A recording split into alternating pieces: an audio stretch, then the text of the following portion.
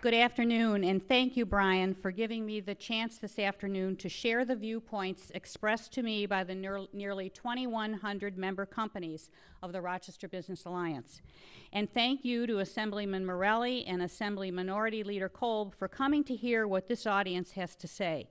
The business community is deeply invested in the future of the greater Rochester and Finger Lakes region. We're here today to talk about what you and your colleagues in Albany can and in fact must do to get our economy moving. We ask you to take back to Albany this message. We emphatically encourage the legislature to take action to reduce state spending now, not later, but now in your upcoming special session.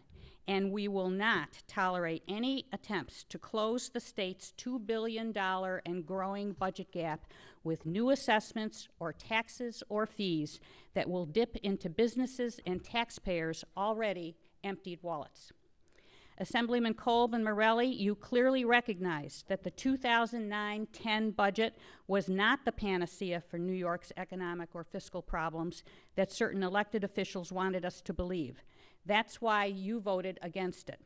We applaud you for the courage you showed in standing up for your constituents and hope that what you hear today will further strengthen your stand and help you carry on this fight back in Albany. Because this fight is enormous. Just 9 short years ago, our state budget was $77.5 billion, 60% lower than the $138 billion our legislature approved for fiscal year 2009-10. As a result, New York has had the highest or second highest state and local tax burden in the nation since 1977, including property taxes that are 49% higher than the national average. That's why the legislature can't stop at merely slowing state spending. They must cut it. The state simply must abide by the same parameters that govern the rest of us and live within its means. Last year, Governor Patterson asked leaders of the Unshackle Upstate Coalition for suggestions on how to reduce state spending. We provided them, and we're happy to provide them again. So here's what I and the other partners in the Unshackle Upstate Coalition would like to see the state legislature do during this special session. First, immediately cut the state operations budget by 3% across the board. Such a small percentage cut would have minimal impact on state operations, yet it would save $2 billion a year. The caveat, of course, is that the state should not achieve these savings by cutting services that would have to be picked up by local governments, which in effect would merely pass on the cost. Nor should they shift expenses so they are covered by federal stimulus dollars, a one-shot move that will only delay the impact. Second, institute a delayed state payroll and furloughing that would offset the $1.54 billion in raises state workers received in April, a time when many private sector businesses were freezing wages, cutting salaries, and laying off workers to balance their own budgets. These immediate cuts would save the state $3.75 billion over the remainder of this fiscal year. As for long-term savings, we've identified $9 billion in cuts that can and should be made, merging the back office operations like payroll, purchasing, and IT at state agencies for a savings of about $250 million a year.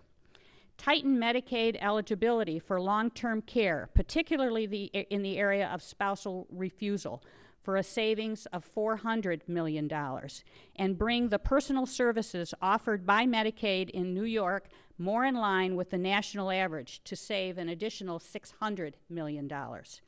Hold state spending on public schools flat in next year's budget to save $2.2 billion.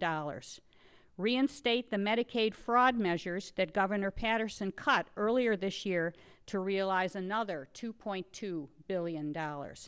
Eliminate member items and cut nearly $200 million from the budget. Now, I recognize that often these member item monies go to worthy projects, but many more worthy projects also go unfunded, and the whole process is steeped in divisive politics with areas whose representatives are from the party in power receiving significantly more than those with representatives in the political minority, something we in the Rochester area witnessed firsthand this budget year. Once these cuts are made, our legislators must provide tax relief to the citizens of New York State. We suggest implement a less rich Tier 5 retirement system for future state employees, such as the one proposed by the governor, with this added caveat: the defined contribution plan utilized by SUNY and CUNY must be the only option for new employees. Adopt a property tax cap. We strongly urge our elected officials to put the findings of the Swazi and Lundin commissions into bill form so they can be debated and appropriately implemented. This special session gives the governor and the legislature a chance to undo some of the damage, to redeem themselves, show true leadership, and a willingness to face challenges head-on and make difficult decisions in order to do what's best for you, your community, and our state. Upstate, in fact, all of New York State, needs you to continue to be that kind of leader if we are returned, the Empire State, to a position of prominence and prosperity. Thank you very much.